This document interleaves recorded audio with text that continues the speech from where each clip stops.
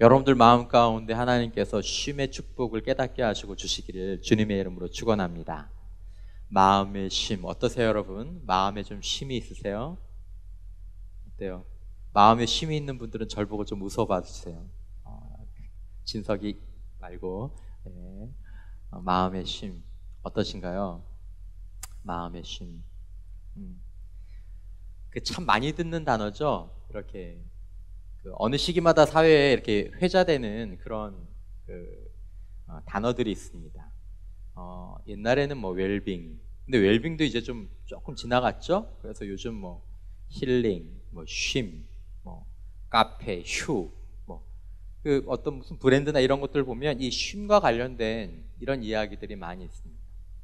여러분들도 그런 말을 들어보셨겠지만 어떤 사회학자가 한 사회에서 지금 많이 사용되고 많이 사람들이 입에서 일컬어지는 용어가 있다면 그 단어가 아니면 그 용어에 해당되는 그 무엇이 그 사회에 부족하다라는 증거다라는 얘기를 했어요. 그렇죠? 막 사회에서 사람들이 막 사랑 노래방 가서 사랑 영화도 사랑 드라마도 사랑 부르면 사랑이 많아서가 아니라 사랑이 뭐해서 그렇다고요? 없어서 그런 거고, 카페 이름이 전부 다 쉼이야. 쉼, 휴, 레스트 뭐 이렇게 다 붙어 있는 건 그만큼 뭐하다는 거죠? 쉼이 없다라는 그런 의미라고 합니다. 정말 어쩌면 사람들이 우리 주변에서 이렇게 많이 하는 얘기들 가운데 그런 얘기 많이 하는 거, 여러분들도 그런 얘기 많이 합니까? 힘들다, 어렵다, 쉬고 싶다, 나한텐 쉼이 필요해. 어른들이 때도 여러분들 보고 사는 게 너무 힘들어요 막 이렇게 얘기하면 어른들 뭐라고 하세요? 배부른 소리 하고 있네, 공부만 하면 되는 데가 제일 좋아, 어디다 대고 뭐 이제 그렇게 얘기하지만, 나름대로 대학생으로 아니면 이 청년기를 살아가는 여러분들에게도 사실은 힘든 것 같습니다. 저에게도 여러분들이 얘기하면 힘들다는 얘기를 많이 합니다. 힘들어요, 좀 쉬고 싶어요, 뭐 쉼이 필요해요, 이런 이야기들을 많이 하게 됩니다. 이게 딱 맞는 이야기는 아니지만 2016년도 대학생들 조사를 해보면 재학생 가운데서 30%가 휴학자입니다. 대학생이라는 신분을 갖고 여기 가도 휴학한 분들도 있죠. 뭐 군대 유학도 있고 뭐 여러 가지 부분들이 있겠지만 그 기사의 타이틀은 이랬습니다. 어렵고 힘들게 들어간 대학 3분의 1이 방황 중. 이렇게 타이틀이 붙어 있었습니다. 여러분들은 이제 어떤 것들 때문에 좀 힘드신가요? 신입생들 가운데에서 6분의 1이 휴학을 한다고 그래요. 6분의 1이. 반수를 위해서 아니면 뭐 다른 것들을 위해서. 제가 이제 휴학하는 친구들 이제 얘기도 좀 들어보고 저 때도 물론 보지만 사실은 우리가 휴학을 결정하게 될 때 아주 건강하고 행복한 준비된 휴학을 하는 경우가 사실은 현실적으로 좀 어려운 것 같습니다. 그러니까 뭐 신입생으로 학교 들어가서 휴학하게 되는 이유도 목사님 전 비전이 있어요, 저는 너무 행복해요, 근데 휴학할래요, 이런 게 별로 없다는 거죠. 그죠? 다 거기에는 나름대로 어떤 전부 다는 아닐지라도 부분적으로 쉼과 좀 피로감, 그런 것들이 그런 시간들 가운데에서 있게 되는 것 같습니다. 여러분, 예수님께서 이 말을 하실 때는 2000년 전입니다. 여러분들이 성경의 내용들 가운데에서 모르는 내용이 엄청나게 많을 거예요. 근데 성경에 나와 있는 말씀 가운데서 이 말씀을 모르는 사람들이 별로 없어요. 그렇죠? 수고하고 무거운 짐진 자들아 다 내게로 오라. 수고하고 무거운 짐진 자들아. 왜 사람들은 이 예수님의 이 선언에 대해서 이렇게 반응하지 않을 수 없게 될까요? 그래도 귀라도 한번, 야, 목사님이 오늘 쉼에 대한 얘기를 하시는데 결론은 어떨지 모르겠지만 목사님 얘기를 들으면 혹시라도 내가 쉼의 그런 부분들을 발견할 수 있지 않을까? 다른 주제들보다 여러분들이 더 마음이 끌리게 되는 그런 이유들이 뭘까요? 우리들 주변의 사람들을 이렇게 마음을 보면 여러분들 주변에서 한번 보세요. 친구들 가운데 쉼이 있는 사람을 찾아보는 게 쉽습니까? 힘든 사람을 찾아보는 게 쉽습니까? 어때요? 목사님, 제 주변의 애들은 다 행복해요. 행복해. 난 마음에 쉼이 있어. 할렐루야, 할렐루야. 그런데 저만 어려운 것 같아. 그래요?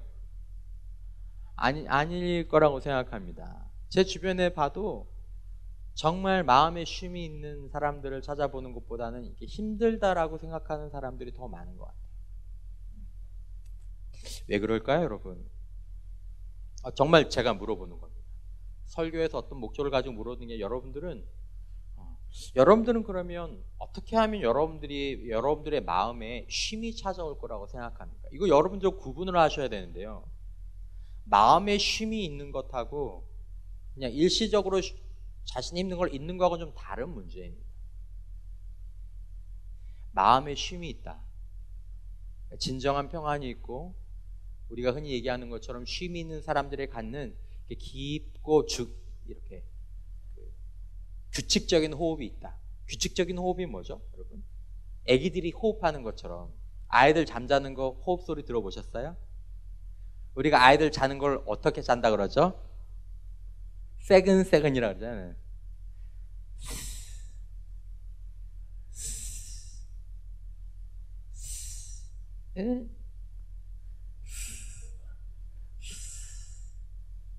아이들의 호흡은 깊고 굉장히 안정적입니다.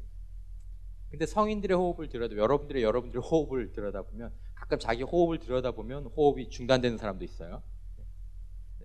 불규칙해요. 호흡이 깊지가 않아요.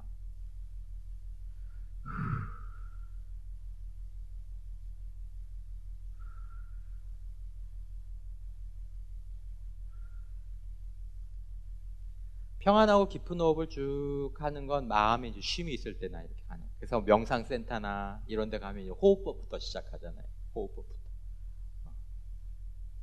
어떻게 하면 우리들의 마음 가운데 쉼이 찾아온다고 여러분들은 가지고 계십니까? 세상 사람들도 나름대로는 자신의 삶에 어떻게 하면 쉼이 찾아온다라는 결론을 어느 정도는 가지고 있기 때문에 그 쉼을 향해서 막 달려가 나가는 거거든요. 정말 여러분들은 어떻게 생각하냐고요.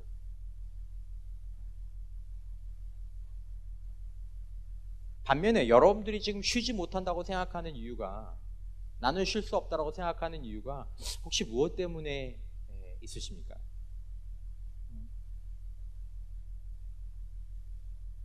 여러분 가운데는 혹시 우리가 이 쉼의 문제를 얘기하면서 환경에 관한 이야기들을 먼저 하지 않을 수 없습니다. 한 사람의 마음 가운데 쉼이 온다, 쉼이 찾아오는 길은 내적으로 찾아온다는 견해가 있고 외적으로 찾아온다는 견해가 있습니다. 외적으로 찾아온다는 건 환경의 문제입니다. 제가 이건 누구를 어떻게 얘기하는 것이 아니라 그냥 우리가 일반적으로 얘기해 보자라는 것입니다. 우리 가운데에서 또 이 시기에 아직도 이제 발표를 기다리고 있는 사람들이 있어서 아직도 함께 기도하고 있는 이런 문제가 이런 지금 상황이 있는데, 저도 있는데, 여러분 어떠세요? 대학에 합격하면 힘들지 않다, 쉼이 찾아온다. 동의합니까? 대학 간 사람들은 다 고개를 흔들었어요. 자, 내가 원하는 대학을 가지 못했어 이번에. 그래서 내가 원하는 대학, 좋은 대학, 내가 원하는 대학 다시 가면 그때는 마음의 쉼이 찾아온다. 동의합니까? 안 했어요. 그죠? 안 했어요. 또 뭐가 있죠? 지금도 우리 가운데 여러 가지 가정적인 문제들 때문에 우리가 기도하는 사람들이 있습니다. 기도하는 사람들. 아까 낮에도 같이 함께 기도하고 있는데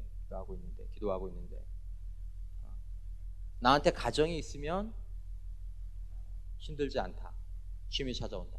동의합니까? 가정이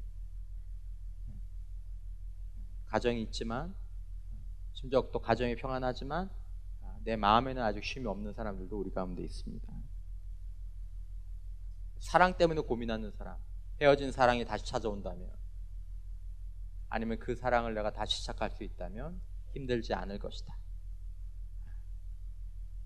그것 때문에 고민하고 있는 사람들은 그렇게 생각할 수도 있겠지만 그 길을 겪어온 사람들은 거기서도 별로 동의하지 않을 거라고 생각합니다. 이건 어때요? 집에 돈이 많으면 안 힘들다. 목사님 일단 돈을 줘놓고 시작해보세요. 돈 줘놓고. 그렇죠?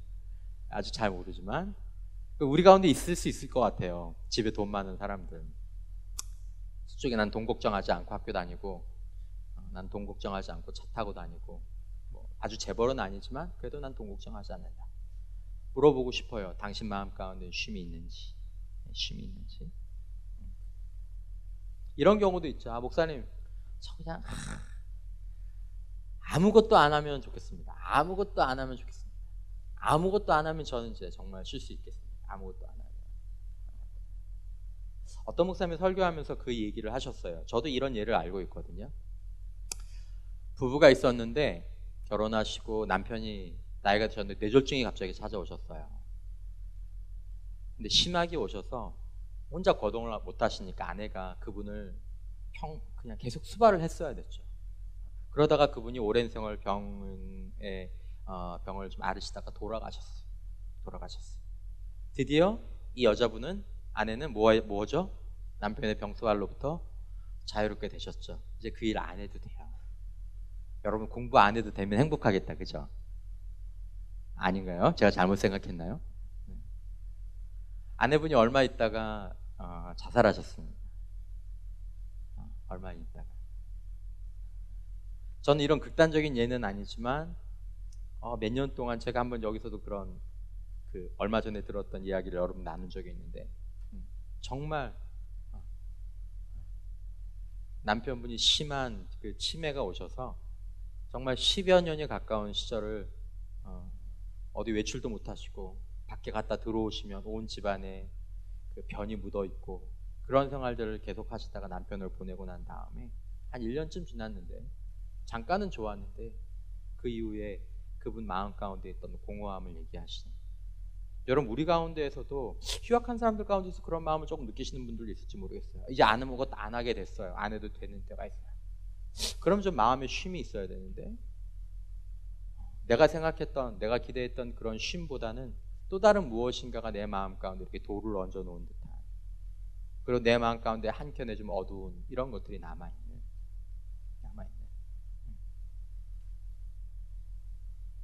여러분, 정말 우리가 평안이 없는, 마음에 쉼이 없는 이유가 환경의 문제라면 우리가 바라는 그런 환경에 있는 사람들이 힘들지 않아야 될까요? 힘들지 않아야 그게 맞는 것 아닐까요? 자기 적성에 맞는 대학교 간 사람, 아니면 자기가 원하던 학교에 들어간 사람, 자기가 원하던 사람을 만난 사람, 아니면 자기가 원하던 가정을 가진 사람. 그런 사람들은,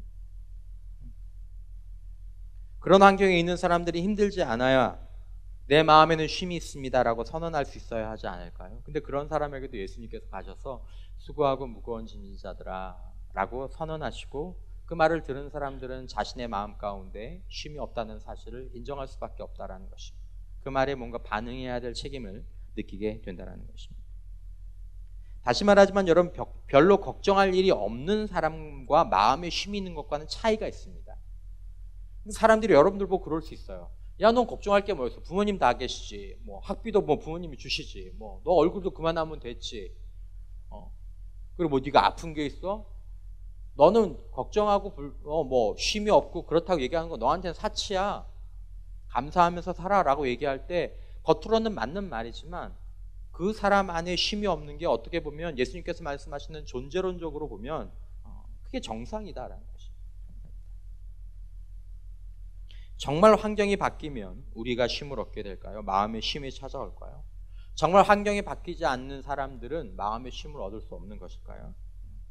영상 하나 보겠습니다. 이 영상은 이지영 씨인데, 이지영 씨는 키가 110cm입니다. 자매 이지영 110cm. 그리고 이 영상을 할 때 당시에 이지영 씨가 한양대를 졸업했나? 한양대를 졸업하고 삼성 테크원, 무기 만드는 회사예요. 인사과의 대리로 6년차 근무할 때 찍었던 영상입니다. 잠깐 한번 보겠습니다.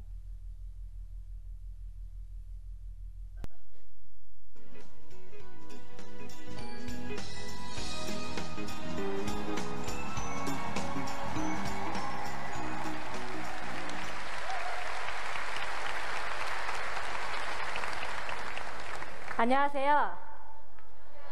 네. 앞에 말씀하신 대로 엄청 떨고 있었습니다. 이렇게 큰 무대에 갑자기 작은 사람이 등장하시니까 여러분들 조금은 놀라셨죠? 아닌가요? 저는 지금 키는 비록 한 110cm 정도지만 열정의 키는 180 이상의 위너인 열정락서 임직원 강사 이지영입니다. 반갑습니다.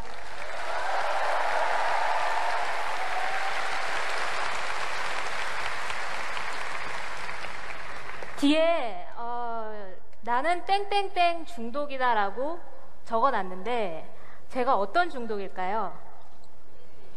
일 중독이요. 삼성이라서. 예. 얘기를 들어보시면 나중에 답을 찾으시게 될 겁니다. 기대해 주시기 바랍니다. 저는 항공기 엔진과 K9 자주포를 만드는 삼성테크인이라는 회사에서 지금 교육 업무를 담당하고 있는 6년차 대리입니다. 사실 열심히 일을 하고 있다가요, 어느 날 회사 게시판에 열정락서 임직원 강사 모집을 보게 되고, 제가 얼마 살진 않았지만 그동안 살았던 얘기들을 요즘 조금 힘들어하는 여러분들에게 전해드리면 어떨까, 이런 생각이 들어서 지원을 하게 됐고요. 경쟁률은 한 200대 1 정도 됐다고 합니다. 저 좀 대단하지 않나요? 예, 고맙습니다.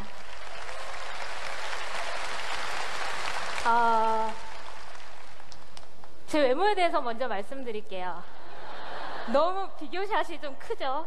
네, 저도 만들면서 조금 부끄럽긴 했는데, 제가 제 키가 주는 선물이 하나 있습니다. 누구나 저를 한번 보면 잊으시질 않아요. 오늘 저도 여러분들에게 매직을 걸어드릴 겁니다. 여러분들 이 자리 나가시면 저를 꼭 기억하게 되실 거예요. 에피소드가 많습니다. 그 중에 하나를 얘기해드리면, 제가 가장 친한 친구가 천안에 살고 있습니다. 그래서 한 6개월마다 그 친구를 찾아가는데요. 그때마다 가는 커피숍이 있는데 제가 6개월 만에 감에도 불구하고 오랜만에 오셨네요? 라고 알아봐 주십니다. 솔직히 여러분 연예인 한번 보면 금방 잊어버리시잖아요. 맞으시죠? 예. 근데 한 번 본 사람도 저를 잊지 않으니까 이게 얼마나 큰 선물입니까? 물론 외모는 태희 씨보다 좀 다릅니다. 예, 저는 사진 올려놓으면서 이목구비는 똑같네 라고 했는데 좋아의 문제가 아닌가 이런 생각을 했는데, 사실 외모는 웃으셔도 됩니다. 외모는 조금 다르지만 아마 연예인들보다 가장 큰 선물을 받지 않았나 그런 생각이 듭니다.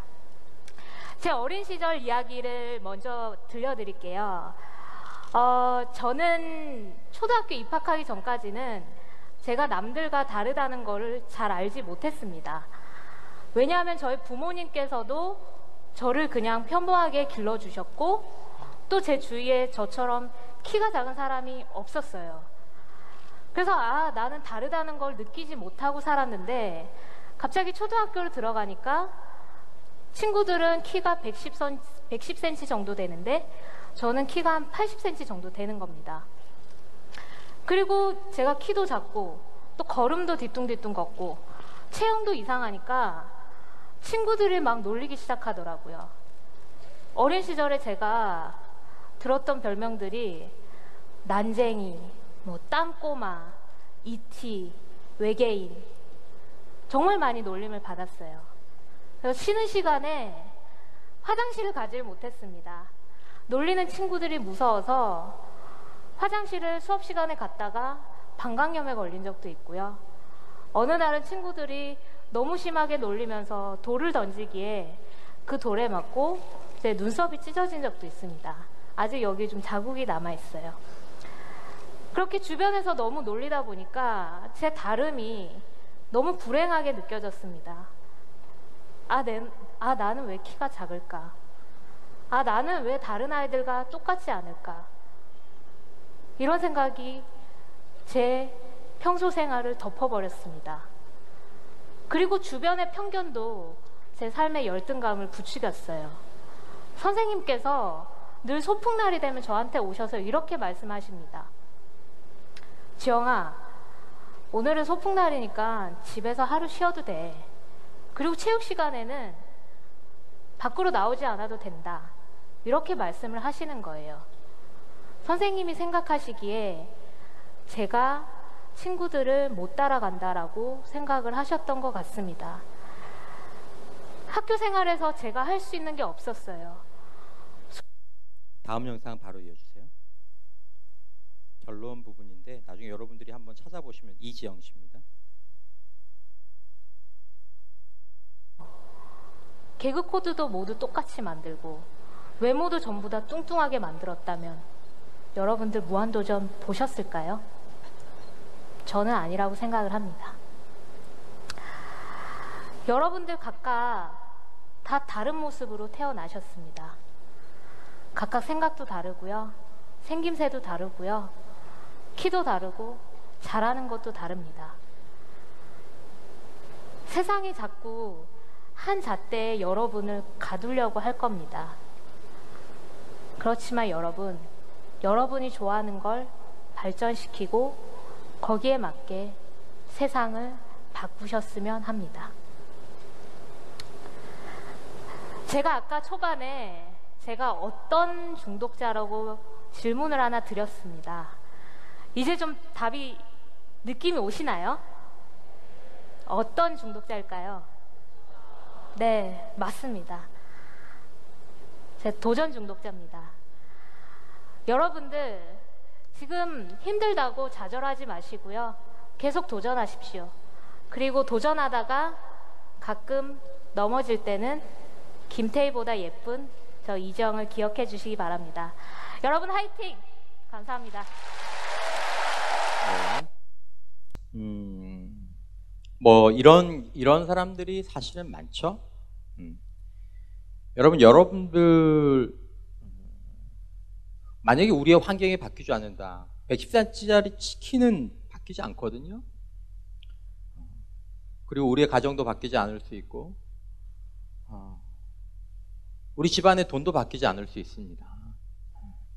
그럴 때 사람들이 선택할 수 있는 방향은 그 환경이 나를 지배하도록 내버려 두는 거나 아니면 환경은 그렇지만 환경에 대한 내 반응에 따라서 결론이 달라질 수 있다고 믿고 그것에 대해서 다른 형태의 어떤 답들을 도전으로 추구해보는 경우가 있죠.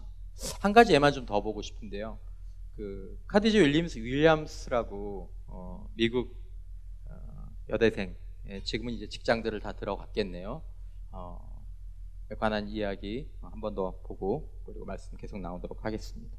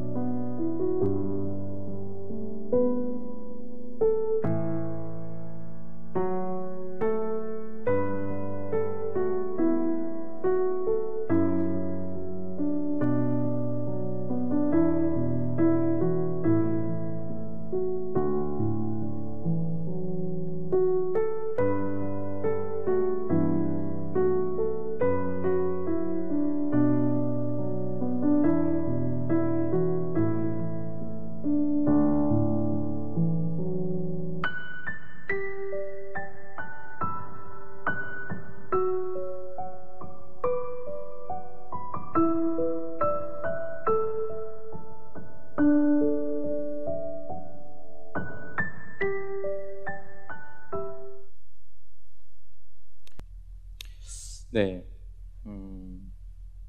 여긴 안 나오지만 이 하버드 이 카디자 윌리엄스가 입학할 때 입학 사정관이 그 입학 결정한 사람이 코멘트를 그렇게 썼죠. 이 학생을 놓치면 제2의 미셸 오바마를 놓치는 것이다. 뭐 오바마 대통령의 요즘 이제 미국에서 가장 많이 팔리는 책이 이제 미셸 오바마의 책인데 놓치는 것이다라는 이제 코멘트를 달았던 사람입니다. 자, 이지영 씨나 그 카디자 윌리엄스의 마음 가운데 쉼이 있다고 얘기하려는 건 아닙니다. 근데 여러분과 나누고 싶었던 것은 무엇이냐면 환경이 내 인생의 결론을 규정한다라는 논리는 사실은 성립되지 않는다라는 것입니다. 환경은 물론 많은 영향을 줍니다. 그러나 여러분, 우리 인생의 결론은 우리가 내리는 반응에 따라서 달라지게 된다라는 것입니다. 여러분, 마음의 쉼은 하버드를 졸업했다고 해서 궁극적으로 얻어지는 것도 아니라는 것들 여러분들 아실 것입니다. 삼성에 입사했다고 해서 마음의 쉼이 얻어지는 것도 아닐 것입니다. 여러분, 신앙적으로 보자면 우리가 예수님의 말씀을 보자면 우리가 불행한 것은 환경 때문에 불행한 것이 아니다라는 게 1차적인 결론입니다. 하나님께서 너희를 수고하고 무거운 짐진 자들을 부르실 때 네가 환경이 그래서 네 문제가 그래서 나는 너한테는 쉼을 못 주겠다 이렇게 말씀하지 않으셨다라는 것입니다. 너 수고하고 무거운 짐을 졌니? 어떤 환경이든 어떤 문제를 가지고 있든 나한테 와라. 그러면 내가 너의 마음에 쉼을 줄 것이다. 어떻게 이 일들이 이루어질 수 있습니까, 여러분? 우리가 내려야 될 1차적인 결론은 신앙적인 차원에서 보면 우리는 환경 때문에 불행한 것이 아니라 우리의 주어진 환경에 믿음으로 반응하지 못하기 때문에 불행하다라는 것입니다. 믿음으로 반응하지 못하기 때문에. 환경의 차이가 아니다라는 것입니다. 세상 사람들은 자기계발서적인 반응이라는 것에 많은 강조점을 둡니다. 맞습니다, 여러분. 내가 수고하고 무거운 짐을 졌지만 이것으로 내 인생이 끝났다라고 생각하지 않고 예수님의 이 초청에 나아가는 것도 자기가 선택하는 반응 가운데 하나입니다. 내가 키가 작지만, 내가 노숙자로 태어났지만, 우리 가정에 지금 내 환경 가운데 이렇게 있지만 그 환경이 아니라 내가 택할 수 있는 최대한 가장 최선의 반응을 자신이 선택하는 것도 이것들의 반응입니다. 믿음으로 반응한다, 여러분. 여러분, 하나님께서 우리들에게 이 말씀을 통해서 예수님께서 우리들에게 말씀하시는 중요한 메시지 가운데 하나가 무엇이냐면, 여러분과 나누고 싶은 메시지 가운데 하나가 무엇이냐면, 하나님, 기도가 필요한데 하나님 제 환경을 바꿔주세요가 아니라 하나님 제 믿음을 바꿔주세요라는 것입니다. 제 믿음을 바꿔주세요. 마음의 쉼은 여러분 환경이 아니라 올바른 믿음이 우리들에게 주는 것이다라는 것입니다. 올바른 믿음이 무엇입니까? 오늘 본문의 28절에 수고하고 무거운 짐진 자들아 다 내게로 오라 내가 너희를 쉬게 하리라 라는 것입니다. 돈이 우리를 쉬게 하는 것이 아니고 가정이 우리를 쉬게 하는 것이 아니고 근본적인 우리의 쉼은 나에게 라고 말씀하시는 주님에게 있다라는 것입니다. 여러분, 왜냐하면 우리가 앞에서 조금씩 생각해 보았지 않습니까? 진정한 우리들에게 주는 쉼, 말씀드린 것처럼 별 걱정이 없는 것이 아니라 우리 마음에 주는 진정한 쉼은 환경이 아닌 것입니다. 좋은 가정, 많은 돈, 내가 원하는 진로, 심지어 내가 꿈꾸던 그 삶, 그것을 얻는다고 하더라도 우리들에게 진정한 마음의 쉼이 주어지는 것은 아니다라는 것입니다. 여러분, 저와 여러분들은 예수님께 초대를 받았습니다. 예수님은 우리를 쉼으로 초대하시는 분이십니다. 쉼으로. 많은 사람들이 예수님의 초대에 기대감을 가지고 나아갑니다. 그러나 많은 사람들은 예수님께 나아갈 때 그들이 바라는 것을, 자신의 필요를 채워주는 것을 기대하고 주님 앞에 나아갑니다. 주님 쉼을 주세요. 그럼 저는 가정 때문에 그런 것 같으니까 가정을, 저는 돈 때문에 그런 것 같으니까 돈을, 저는 사람 때문에 그런 것 같으니까 사람을, 저는 학교 때문에 그런 것 같으니까 학교를, 저는 직장 때문에 그런 것 같으니까 직장을 주세요. 그러면 제가 쉴 수 있을 것 같아요. 근데 주님이 안 주셔요. 바뀌는 환경이 없어요. 그러면서 이 말씀을 그냥 신앙적인 경구로 생각하고 뒤로 물러나 버립니다. 그런데 여러분, 예수님은 이렇게 말씀하십니다. 너희를 쉬게 하는 것은 그것이 아니라 내가 너희를 쉬게 한다. 내가 너희를 쉬게 한다. 마음의 쉼과 평안은 예수님이시다라는 것입니다. 하나님이 그분이 우리 마음 가운데 진정한 쉼을 주시는 분이다라는 것입니다. 이 쉼과 관련해서 많이 인용되는 사람이 누구냐면 이 허드슨 테일러입니다. 중국 내지 선교사로 있었던 허드슨 테일러예요. 이분인데요. 이건 그냥 띄워두시면 되겠습니다. 이분이 선교사잖아요. 선교사. 믿음이 있는 분이잖아요. 근데 마음의 쉼이 하나도 없었던 거예요. 너무 화가 나고 너무 분노가 많고 자기 사역하는데 자기 뜻대로 안 되시고,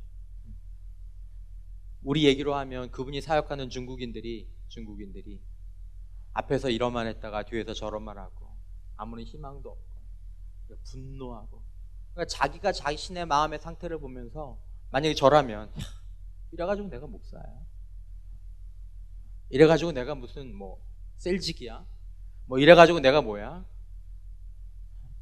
우울감과 불안과 이런 상황 가운데에서 있었는데, 친구가 보낸 한 편의 한 장의 글을 쭉 읽다가 그의 마음 가운데에서 요한복음 15장 5절 말씀이 생각이 났습니다. 그 말씀은 뭐냐 하면 요한복음 15장 5절 말씀, 나는 포도나무요 너희는 가지라. 그가 내 안에 내가 그 안에 거하면 사람이 많이 열매를 많이 맺나니 나를 떠나서는 너희가 아무것도 할 수 없습니다. 이 허드슨 테일러가 주님이 나의 포도나무요 나는 주님의 가지라라는 말씀에서 그때 허드슨 테일러가 예수님을 바라보기 시작했습니다. 예수님을 바라보기 시작했습니다. 그의 일기에 따르면 주님을 바라보는 그 순간에 그의 마음 가운데서 기쁨이 용솟은 쳤다고 합니다. 그의 일기에 보면 나는 그때 힘과 평안을 얻기 위한 헛된 노력을 그치고 그리스도의 능력과 평안 속에 쉬기로 하였다. 영어 원문이 이렇게 돼 있어요. 그러면서 그가 얘기합니다. 오, 거기에 안식이 있구나. 안식이 있구나. 여러분, 전 여러분들의 진로나 학업이나 가정이나 모든 것들이 회복되기를 원합니다. 그러나 그것들과 함께, 아니 그것들보다도 먼저 여러분들이 주님 안에 있는 이 안식을 발견하지 못한다면 그 모든 것들이 해결된 상태로 여러분들이 목사님 전 좋아요, 전 행복해요 라고 하더라도 저는 마음 한켠에서 계속해서 여러분들을 불안한 눈길로 바라보게 됩니다.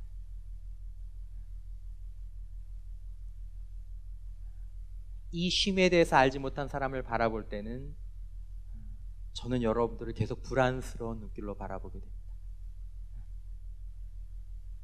제가 갖고 있는 환경이 깨지면 어떡하지? 저걸 감당할 수 있을까? 저 사람한테 상처받으면 어떡하지? 저걸 감당할 수 있는 힘이 있을까?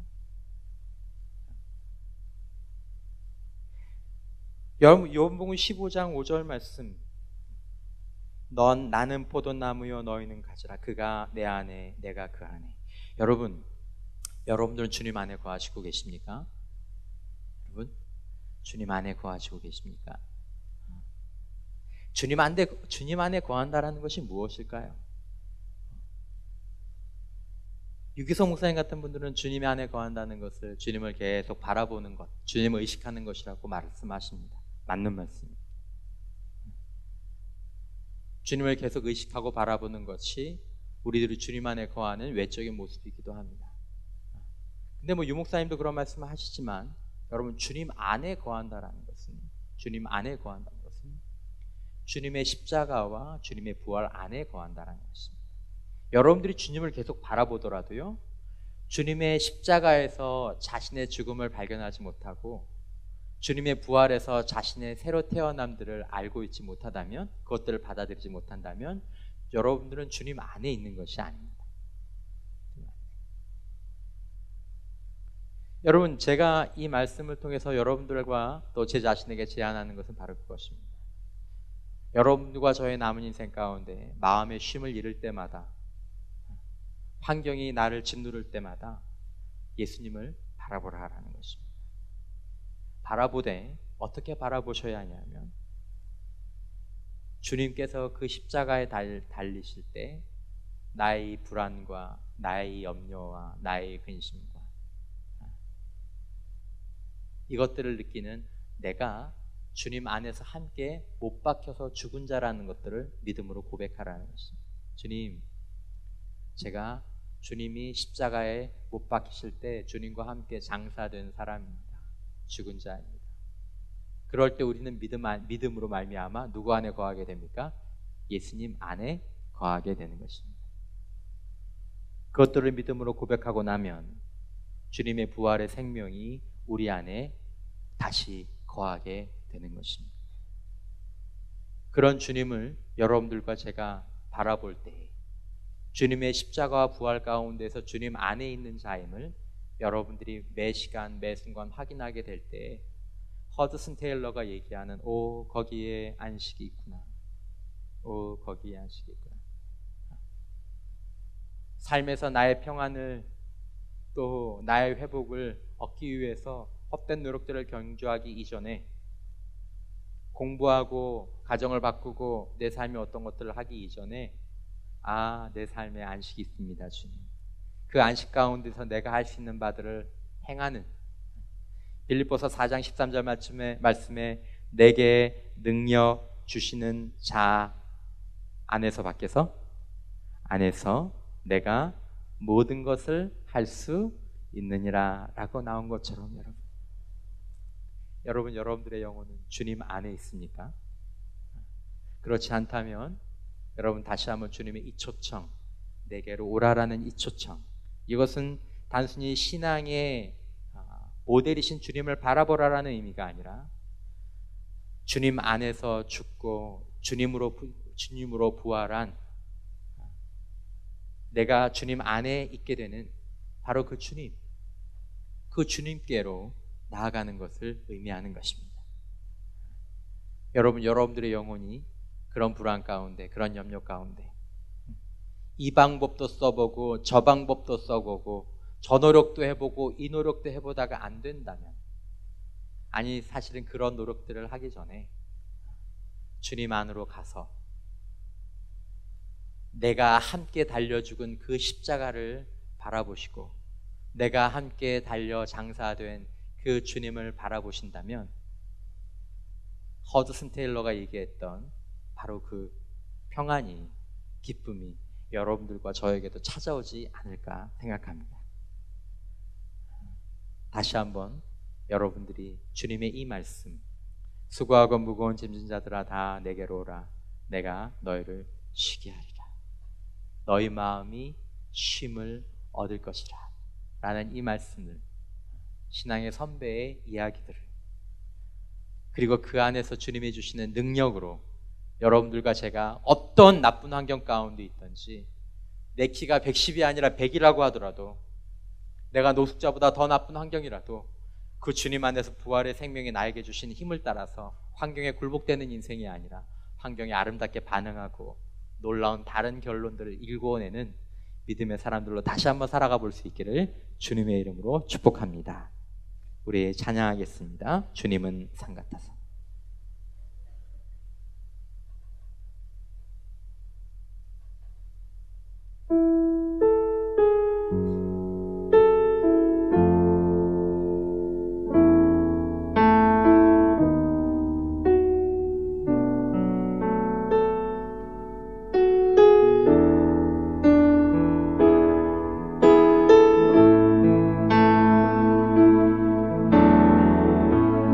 안개가